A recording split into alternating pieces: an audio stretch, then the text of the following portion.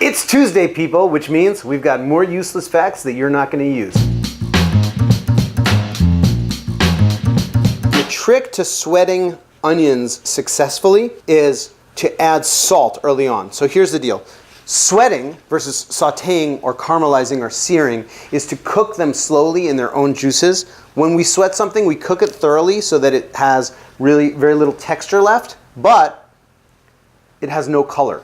So we want to cook it over a medium-high flame and being careful to listen to it. And if it starts to really fry up quickly, we're going to lower the flame, and we can always add a little bit of water to slow it down.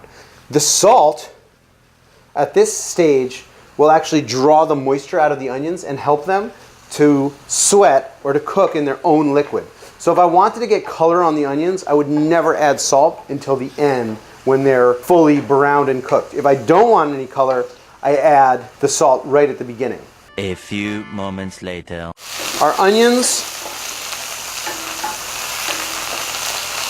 are now sweat. They're translucent and soft. These guys are ready